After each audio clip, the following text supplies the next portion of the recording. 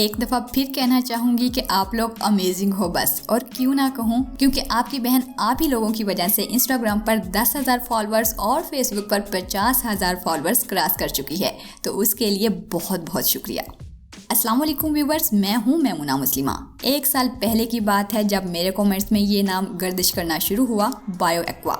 हर हफ्ते 2-3 कमेंट्स आ ही जाते थे कि आप ही प्लीज़ बायो एक्वा की प्रोडक्ट्स का रिव्यू कर दें। तो बिल आखिर मैंने द्राज.pk से इसे ऑर्डर कर ही दिया।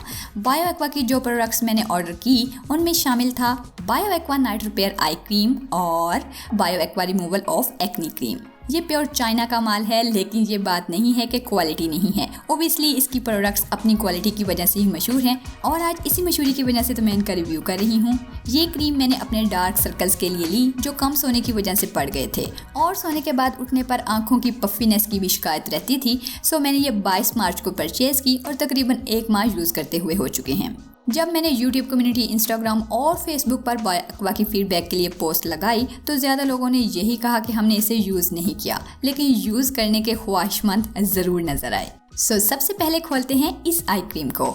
इतना बड़ा डब्बा और इतनी छोटी सी डिब्बी, वो भी सिर्फ 20 ग्राम की। ये क्रीम तकरीबन 500 रुपये की कॉस्ट करती है। कंटेनर और स्मेल दोनों ही क्यूट हैं। अगर एप्लीकेशन की बात करें तो कंसिस्टेंसी थोड़ी थिक सी है, इतनी हैवी नहीं है। निकालने के लिए हमेशा साफ हाथों का इस्तेमाल करें या मखसूस स्पैचुला यूज़ करें। लगाने पर फौरी एब्जॉर्ब हो जाती है। अच्छा, मेरी ऑब्जर्वेशन के मुताबिक ये एक एंटी एजिंग क्रीम है जो आंखों के अराउंड डार्क सर्कल्स, पफीनेस और झुर्रियों के लिए अच्छी है, क्योंकि फार्मूलेशन भी अच्छी है। और मुझे ज़ाती तौर पर बहुत ज़्यादा अच्छे तो नहीं, लेकिन 1 महीने में कुछ ना कुछ रिजल्ट्स मिले हैं। यानी ये कहा जा सकता है कि बच्चा बड़ा होकर अफसर बनेगा। मतलब लॉन्ग रन में यूज़ करने से अच्छे रिजल्ट्स मिल सकते हैं, स्पेशली डलनेस और रिंकल्स में, जैसे कि ऊपर लिखा हुआ है make skin young and energetic again. और अगर आई स्किन को टाइट करने की बात करें तो ये करती है तो ये नाइट क्रीम, लेकिन यहाँ ऊपर ये भी लिखा हुआ है कि दिन में 2 दफ़ा इस्तेमाल कर सकते हैं। लगाने का तरीका ये है कि आंखें अच्छी तरह बंद करके आंखों के अराउंड और आईलिड पर भी लगा सकते हैं। मेरी स्किन ड्राई है तो इसने काफ़ी अच्छे से मॉइस्चराइज किया। किसी भी किस्म की ठंडक, इरिटेशन या जलन वगैरह का एहसास बिल्कुल नहीं होता। अलबत्ता एक दफ़ा मेरी आंख के अंदर चली गई थी, बस फिर चीखा, खूब पानी डाला, फिर आराम आया। लगाने पर हल्का मसाज करेंगे तो नींद के झूले आने लगते हैं। जाहिर है आंखें रिलैक्स होती हैं। सो ये क्रीम लेना चाहें तो ले सकते हैं, अपनी मर्जी है, क्योंकि वीडियो स्पॉन्सर्ड तो है नहीं कि बंदा एवं ही मिलता करे।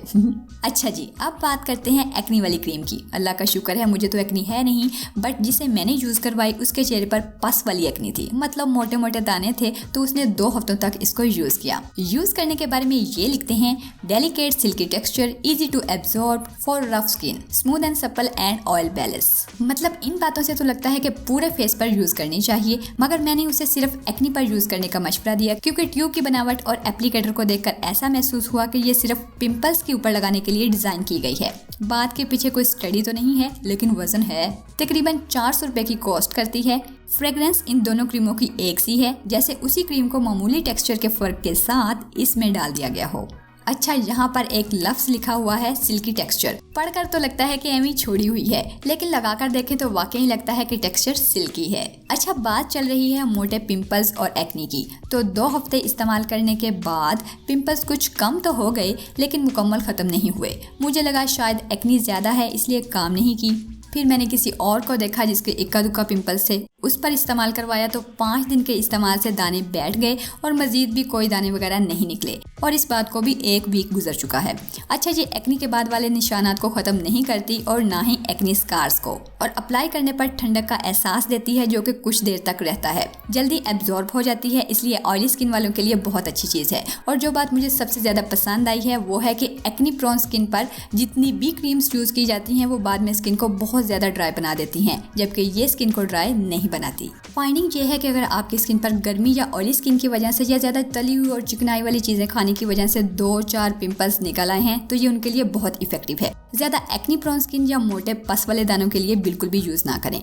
सो मुख्तसरन बात करें तो आई रिपेयर क्रीम का एक्सपीरियंस मेरे साथ अच्छा रहा और एक्नी वाली का बस सो। उम्मीद करती हूँ रिव्यू पसंद आया होगा। लाइक शेयर, मिलते हैं, अल्लाह हाफिज़।